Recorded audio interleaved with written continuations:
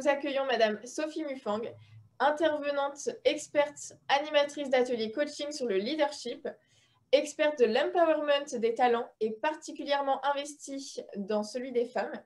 Vous allez nous présenter la conférence « Les femmes et l'argent, brisons les tabous ». Madame Mufang, je vous laisse la parole. Merci. Bienvenue à la conférence digitale « Les femmes et l'argent, brisons les tabous ». Moi, je vais vous parler de l'empowerment des femmes.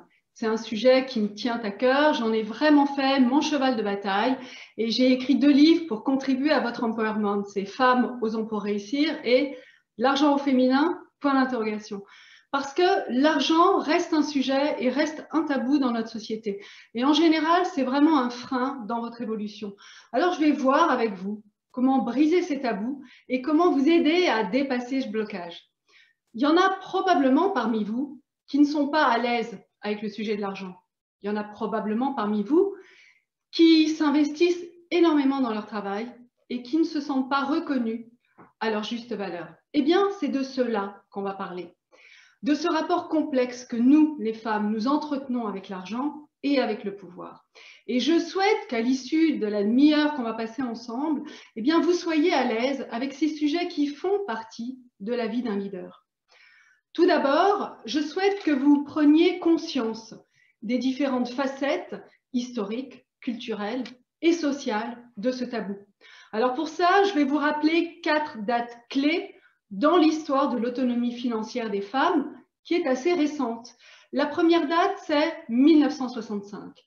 Cette date, c'est à ce moment-là que les femmes ont le droit d'exercer un métier ou alors d'ouvrir un compte bancaire sans demander l'autorisation de leur mari. 1965, c'est assez récent. 1983, c'est la loi Roudy qui proclame à travail égal, salaire égal. 2014, il y a un progrès supplémentaire qui est fait avec la loi de l'égalité réelle entre les hommes et les femmes. Elle rend possible un congé parental pour les hommes. Et puis, dernière date, 2018, Macron proclame l'égalité femmes-hommes, grande cause du quinquennat. Alors, c'est sous la houlette de Marlène Schiappa qui a été très active en ce moment avec Elisabeth Moreno. Donc, vous le voyez bien, il y a d'énormes progrès qui ont été réalisés. Et depuis les années 80, on comprend bien que ça ne devrait plus être un sujet pour les générations Y et Z. Elles ne devraient pas être concernées par ces problématiques d'inégalité salariale. Or, en dépit de ces mesures, force est de constater que le double plafond de verre, lié à la fois au pouvoir et à l'argent, persiste. Alors pour ça, il y a un chiffre clé, c'est 20. En effet, les femmes représentent seulement 20% des managers, bien qu'elles soient plus diplômées dans l'ensemble que les hommes. Et puis 20%, c'est également l'écart qui existe entre la rémunération des hommes et la rémunération des femmes. À titre indicatif, le salaire moyen est de 2 000 € mensuels pour une femme et de 2 400 pour un homme. Alors la question c'est, il y a un écart, à quoi est-il dû? Eh bien, sachez que nous, les femmes, avons en général des prétentions salariales moins élevées et cela est dû à différents facteurs. Cela est dû notamment à notre éducation. C'est vrai que petite fille, on nous a appris à nous comporter d'une certaine manière en fonction de notre genre. Alors, par exemple, on nous a appris à être sage en classe, on nous a appris à bien travailler. Et je vais m'attarder quelques instants sur la cour de récréation parce qu'en fait, elle est assez emblématique de ce qui se passe aujourd'hui. Vous l'avez certainement observé dans une cour de récréation, il y a un grand espace central qui est consacré au terrain de foot. Et ce terrain de foot est souvent occupé par les garçons qui disputent des matchs. Alors, quand vous voulez jouer à la corde à sauter, à chat, discuter avec des amis, ben vous êtes obligé d'aller tout simplement là où il y a de la place, c'est-à-dire en périphérie. Eh bien, ce détail qui n'a l'air de rien, les garçons qui occupent le centre et les filles qui sont en périphérie, c'est tout un symbole. Parce que, en majorité, ça signifie que les filles ne sont pas habituées à occuper l'espace central. Et une fois adultes, les femmes poursuivent leur penchant pour le lien. Elles ont tendance à privilégier l'intérêt de leur job ou l'intérêt de la relation avec leurs collègues plutôt que de focaliser sur la reconnaissance du titre, la rémunération, l'accession au pouvoir. Alors, quand un RH ou un boss propose à une femme ou à un homme une évolution professionnelle et dit « Tiens, on a pensé à vous pour la suite », sachez que la moitié des femmes acceptent avec un « merci », tandis qu'une majorité d'hommes discutent la proposition et demandent « Ok, combien ?» Donc, vous voyez que cela impulse une dynamique différente et que ça introduit en définitive un biais dans les offres qu'on peut vous faire en face. Il y a un autre aspect qui est très important et que je veux pointer du doigt, c'est la pression sociale. La pression sociale est très forte pour nous les femmes. Il y a un peu le mythe de la super-héros. On a tendance à s'y soumettre malgré nous. Et on a été biberonné à tout un tas de standards, notamment des standards de générosité, si bien qu'on pense aux autres d'abord. C'est tout un apprentissage qu'on a tendance à reproduire ensuite, ne serait-ce que dans notre sphère privée. Par exemple, il viendrait à aucune mère de famille l'idée ou de se servir en premier ou de se servir le meilleur morceau. C'est ancré en nous, on fait souvent passer les intérêts des autres avant les nôtres. Et puis, dans la sphère du couple, c'est un peu similaire. Il y a tout un tas de rôles dans le couple qui sont hérités de notre histoire. L'homme, traditionnellement, est un breadwinner. C'était le chasseur qui rapportait la nourriture pour subvenir aux besoins de la famille. La femme est traditionnellement une caregiver. C'est elle qui prend en charge le bien-être des uns et des autres. Alors, c'est vrai, il y a des choses qui changent et c'est formidable. Aujourd'hui, 20% des femmes gagnent plus que leur conjoint. Mais en majorité, elles ont le deuxième salaire. Et c'est en majorité, elles aussi, qui s'arrêtent pour élever les enfants. Donc la pression sociale, je vous le disais, est forte.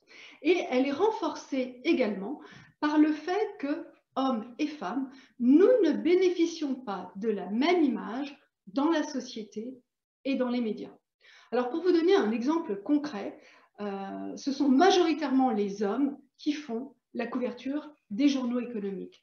Quand je pense à des magazines comme Challenge, Capital, le journal de l'économie, eh bien ce sont des hommes, des entrepreneurs, des dirigeants qui sont mis à l'honneur, plus souvent que des femmes. Dans les médias toujours, il y a une répartition assez claire des rôles. Les hommes sont souvent appelés comme experts, les femmes sont souvent convoquées comme témoins. Alors, les journalistes font un commentaire qui est d'ailleurs intéressant à ce sujet quand on les interroge. Ils disent qu'ils ont du mal à trouver des femmes experts. Alors, elles allèguent plein de raisons valables. Elles ne se rendent pas disponibles, leur agenda est plein, ou alors elles ont tendance à se déprécier et tout de suite à donner le nom d'un expert qui, lui, sera hyper compétent. Et à contrario, les hommes se font plus confiance. Ils se montrent plus disponibles, ils s'arrangent avec leur agenda. Et puis, ils posent tout de suite des questions directes. Votre émission a lieu quel jour? Et puis, moi, je vais prendre un taxi, c'est vous qui le prenez en charge, bien sûr. Donc, vous voyez qu'au quotidien, il y a une pression que nous nous mettons et que la société nous met. Sans nous en rendre compte, il y a énormément de stéréotypes aussi qui sont véhiculés par des éléments de langage. Alors, je vous en cite simplement quelques-uns. Si je me réfère à l'univers de la cuisine, un homme qui cuisine bien, on va dire « Oh, tu as cuisiné comme un chef ». Et une femme, on dira plutôt qu'elle est une excellente cuisinière. Alors, je ne sais pas ce que vous en pensez, mais je trouve que le compliment ne résonne pas tout à fait de la même façon. Et puis, quand il s'agit d'argent, pour revenir à notre sujet, un homme qui en gagne, c'est un businessman. Une femme qui en parle ou qui en gagne, c'est une femme vénale, intéressée. Et de la même manière, si on se réfère au pouvoir ou à l'autorité, il y a un biais qui est introduit. Un homme qui fait preuve d'autorité, on parle de leader. Pour une femme, on dit qu'elle est bossy. Vous le comprenez, les femmes sont socialement pénalisées dès lors qu'elles parlent d'argent, dans la mesure où elles sont perçues comme exigeantes, moins sympathiques. Et du coup, de facto, elles mettent moins le sujet sur la table des négociations. Pour vous donner un exemple, du côté de la vie professionnelle, les femmes sont moins de 10% à négocier leur premier salaire. Les hommes le font à 60%. Et vous voyez bien qu'il y a déjà un écart de rémunération dès la sortie de l'école. Et il ne cesse de grandir tout au long de la carrière. Alors cette tendance, elle a été mise en lumière par une expérience menée par la scientifique Deborah Small, qui est chercheuse à UPenn. Ce professeur en psychologie et en économie a proposé de mener une expérience contre une petite rémunération. Et puis son étude, en réalité, qui porte sur l'argent, était hyper intéressante puisque 23% des hommes demandaient un dédommagement plus important, les femmes n'étaient que 3% à mettre le sujet sur le tapis. Donc vous voyez que le sujet de l'argent reste un tabou dans notre société, mais plus particulièrement encore chez les femmes. Il est lié à une forme d'autocensure. Alors vous allez me dire, mais écoutez, super, maintenant on a pris conscience, ce panorama, on le connaît, qu'est-ce qu'on peut faire? Qu'est-ce qu'on peut faire pour à la fois briser ce tabou et puis surtout faire bouger les lignes? Alors je vous cite une étude que je trouve très intéressante là encore, qui a été menée par le Babson College, qui a réalisé une expérience sur la négociation de salaire. Les résultats de cette étude pointent du doigt l'intérêt de la prise de conscience. Donc si je vous ai fait ce panorama sur la prise de conscience en préambule, c'est qu'il est hyper important. Dès lors que les femmes prennent conscience du décalage de leur rémunération, la situation s'améliore rapidement. Alors dans le cas de son étude, le Babson College a montré que la différence de salaire qui était de 20% s'est réduite à 8% en 6 mois. Qu'est-ce qui a permis d'opérer ce petit miracle? Alors la prise de conscience du décalage qui existe permet d'opérer un changement majeur. C'est à la fois une prise de conscience des règles du jeu, c'est à la fois une prise de conscience du fait que vous n'êtes pas seul dans cette situation. Et puis, c'est surtout une prise de conscience qui vous pousse à agir différemment. Le message est celui-ci. Vous avez le pouvoir de faire changer les choses. Vous avez le pouvoir de faire changer les choses. Et ça, c'est fondamental. La balle est dans votre camp. Sinon, selon les projections d'experts, figurez-vous que l'égalité salariale ne sera pas atteinte avant 2120. Et ça représente encore beaucoup trop de générations sacrifiées. Alors, en plus de cette prise de conscience qui est absolument clé, vous disposez également d'une baguette magique personnelle. Cette baguette magique personnelle, ce sont les autorisations que vous pouvez vous donner. Acceptez de vous donner des autorisations. Je m'explique à travers un exemple qui est assez révélateur. Vous connaissez probablement Sheryl Sandberg, qui est la numéro 2 de Facebook et qui est une femme extraordinairement engagée dans tout ce qui est parité. Elle a écrit un livre, Lean In, en avant tout, qui a connu un succès extraordinaire et qui a ouvert la voie en termes d'inspiration à de nombreuses femmes. Elle donne énormément de conférences sur ce sujet pour ouvrir le débat, pour justement faire prendre conscience. Lors de l'une d'entre elles, à chaque fois elle permet un échange de questions-réponses, lors de l'une d'entre elles, elle est un peu prise par le temps et elle a cette précaution en disant « Écoutez, baissez les mains, je ne pourrai répondre plus qu'à 2 questions, ce n'est pas la peine ». Et puis, en définitive, elle va un petit peu plus loin, elle accepte de répondre à 4, 5, 6 questions. Et elle quitte cette réunion et se refait un petit bilan de ce qui s'est passé. Et ce qu'elle constate rétrospectivement, c'est qu'elle a répondu à des questions, mais c'était à des questions d'hommes. Spontanément, les femmes, quand on leur a dit « je n'ai plus le temps, baissez la main », ont baissé la main. Qu'est-ce que ça veut dire? Ça veut dire que les femmes sont trop obéissantes. Le message de Sheryl Sandberg, c'est désobéissez. Désobéissez à ce qu'on vous dit. Désobéissez à certaines règles. Prenez au contraire des initiatives. Désobéissez en partie à votre éducation. Soyez davantage en recherche d'opportunités. Soyez en permanence sur la balle. Alors, désobéissez, je vais plus loin, désobéissez à votre voix intérieure qui vous dit parfois que vous n'êtes pas à la hauteur, qui vous dit que vous êtes un imposteur. Cessez de vous imposer à vous-même des limites. Par manque de confiance, sachez que les femmes postulent quand elles ont 80% des compétences.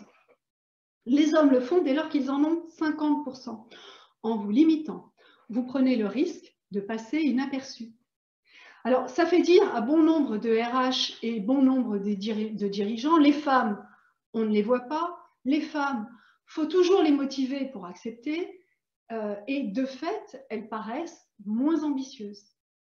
Or, souvenez-vous de ça, qu'un RH, un boss qui vous fait confiance et qui veut vous embaucher pour aller plus loin dans l'aventure professionnelle, évidemment, il table sur votre expertise, mais surtout sur votre potentiel de développement. Vous n'avez pas à être une experte absolue, à tout maîtriser avant de commencer. Alors, on voit bien à travers cet exemple que bon nombre de femmes, nous avons un côté bon élève et puis un désir de perfection. Vous voudriez être en maîtrise de tout avant de commencer. Eh bien, moi, j'ai une antidote à vous proposer. Mon antidote, c'est autorisez-vous. Autorisez-vous à ne pas être parfaite. Alors, petite, vous avez travaillé beaucoup, bien, pour avoir de bonnes notes, pour faire plaisir à vos parents, pour faire plaisir à vos enseignants. Eh bien, vous avez, maintenant que vous êtes adulte, à changer de registre, à changer de mode opératoire. Se faire plaisir, faites-le basculer, que ça devienne je tiens à être respectée pour la qualité de mon travail. J'ai envie d'être reconnue comme experte. Et puis, je ne peux pas plaire à tout le monde, alors je ne serai pas aimée par tout le monde. Eh bien, je dois l'accepter comme une réalité. Sachez que ce côté perfectionniste peut devenir rapidement une source d'insatisfaction, voire de frustration. En effet, on obtient le schéma suivant. Vous travaillez bien, vous travaillez beaucoup, vous faites bien votre job, vous excellez dans ce que vous faites. Et du coup, vous vous attendez à être distingué par la qualité de votre travail, par votre investissement. Or, la promotion ou l'augmentation peuvent se faire attendre. Alors, pour quitter ce côté perfectionniste, vous avez intérêt à revoir vos standards et à aligner ces fameux standards sur ceux de la boîte. Alors, je vous donne cet exemple-là. Quand vous passez trop de temps sur des détails que vous êtes seul à voir, eh bien, vous vous mettez hors jeu. Pour mettre les choses en perspective, je vais vous parler de la loi de Pareto, qu'on appelle aussi la règle des 80-20 ou des 20-80. Cette règle, c'est la suivante. On a trouvé que 20% des causes produisent 80% des effets. Alors, si on l'applique à votre dimension professionnelle au quotidien, ça signifie que lorsque vous consacrez 20% de votre temps et de votre énergie sur un dossier, sur un projet, vous atteignez 80% du résultat attendu avec cet effort initial. Alors, pour les perfectionnistes incurables, que se passe-t-il? Vous voyez qu'il vous faut travailler encore 80% du temps, mettre 80% d'énergie supplémentaire pour atteindre la perfection. La question, c'est de savoir, est-ce que le jeu en vaut la chandelle? Est-ce que c'est nécessaire? Qui d'autre que vous va voir la différence? Je reviens sur ce que je vous disais tout à l'heure, vous devez adapter vos standards de qualité et d'exigence à ceux qui sont en vigueur dans votre entreprise. Chaque fois que vous en faites trop, sachez que d'autres peuvent avancer plus vite. Ils ont la faculté, en fait, de mener 5 fois plus de projets que vous en parallèle. Et à ce petit jeu, ils risquent d'évoluer avant vous. Alors, il y a évidemment beaucoup de sujets qui sont importants. L'autre autorisation que je souhaite partager avec vous, c'est une autorisation de regarder votre peur en face. De regarder votre peur en face pour en faire quelque chose.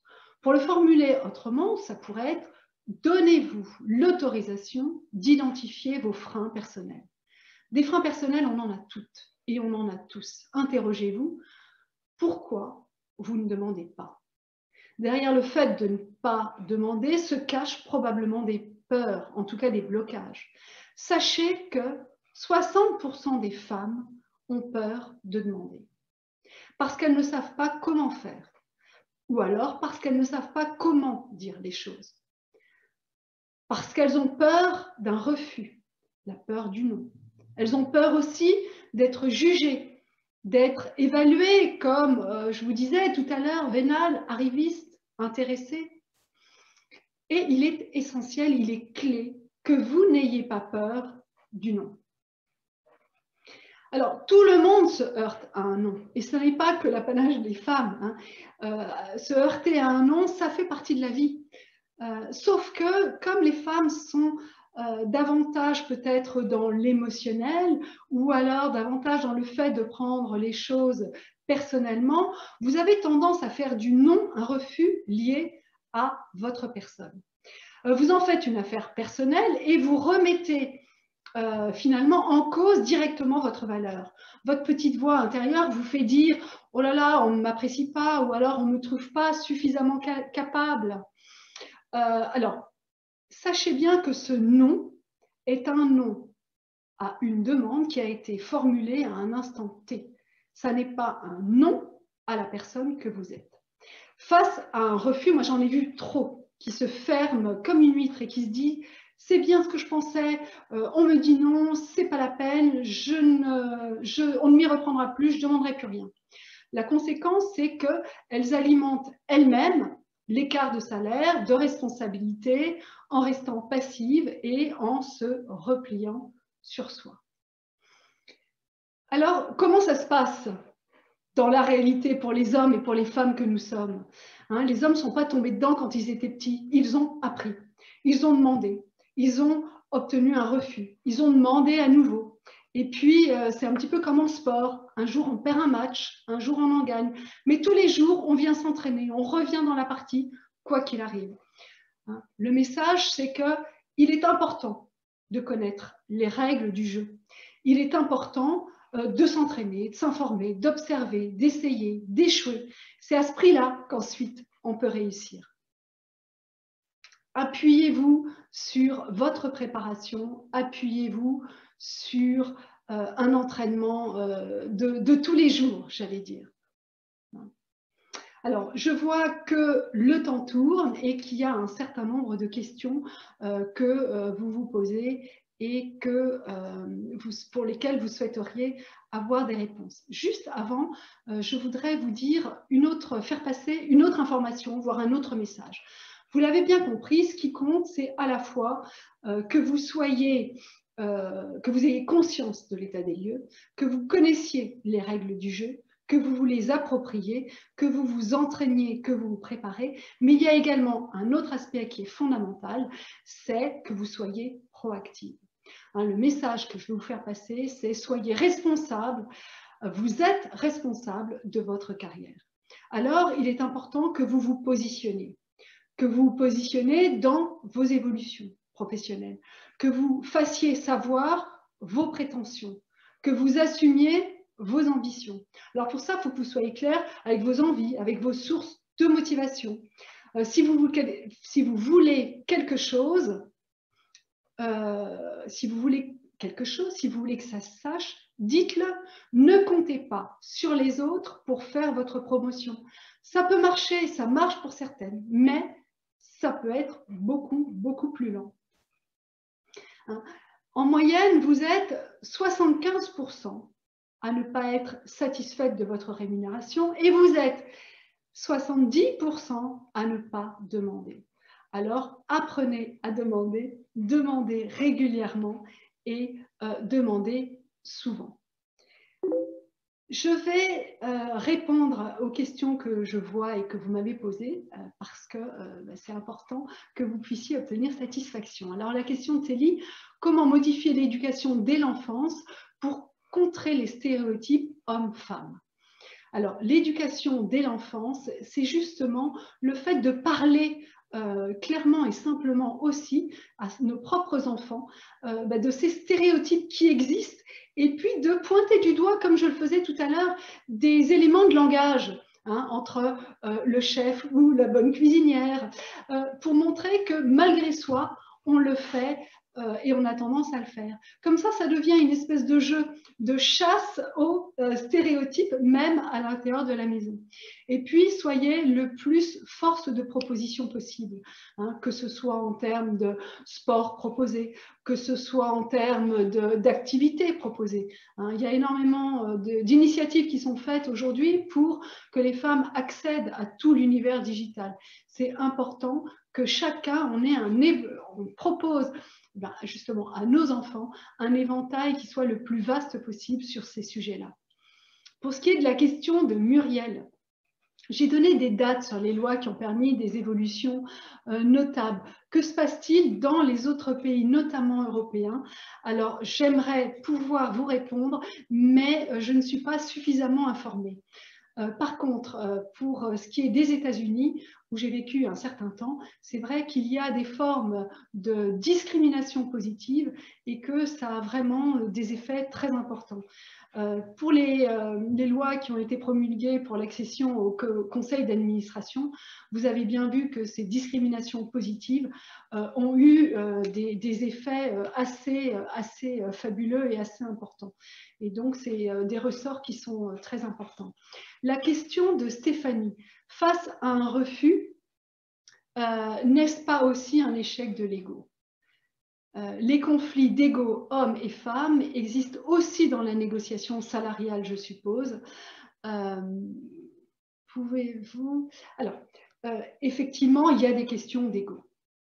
De temps en temps, quand je regarde notre comportement féminin, à savoir qu'on se réfugie d'une certaine façon dans notre travail, qu'on veut parfait, qu'on veut impeccable, et qu'on s'attend spontanément à être distingué pour sa qualité, je vois bien qu'il y a une question d'ego. Parce que soit on pourrait se dire il y a une question d'humilité, je ne dis rien, nanana, mais aussi ça pourrait être une question en quelque sorte de démesure. Comment se fait-il que mon travail ne soit pas vu, ne soit pas considéré à sa juste valeur? Alors l'ego, c'est quelque chose d'important quand il est mis au service d'une ambition. L'ego, gardez-le, mais mettez les moyens en face de cet ego. Et quand je parle de moyens, c'est vraiment au niveau du faire savoir. C'est vraiment au niveau de la clarté de la demande. Bon, eh bien, j'espère que ça vous donne tout un tas d'envie, tout un tas de réalisations. Je finirai simplement par 2 citations. La première, c'est une citation de Gandhi, et c'est ce qu'on reprend perpétuellement en coaching. On ne peut pas changer les autres, on peut se changer soi-même seulement. Et c'est ce qui fait dire à Gandhi, soyez le changement que vous voulez voir dans le monde. Soyez ce changement, changez votre regard sur vous-même, changez votre regard sur les autres. Et puis la deuxième citation que je veux partager avec vous, c'est donnez-vous la permission de ne pas être parfaite, donnez-vous la permission d'échouer. Pour cela, suivez le précepte extraordinaire de Mandela qu'il a incarné toute sa vie. Je n'échoue jamais, soit j'apprends, soit je gagne. Alors, soyez les ambassadrices de la réussite des femmes. Moi, je compte sur vous. Allez-y, foncez. On y va toutes ensemble. Merci infiniment, Madame Mufang, pour cette conférence précise, spécialisée et très encourageante. Merci également d'avoir pris le temps de répondre aux questions de nos visiteurs. Je vous souhaite une très belle journée, Madame Mufang, et très bon colloque. Merci de m'avoir invitée et puis bonne chance pour la suite. Merci beaucoup. Au revoir. Au revoir.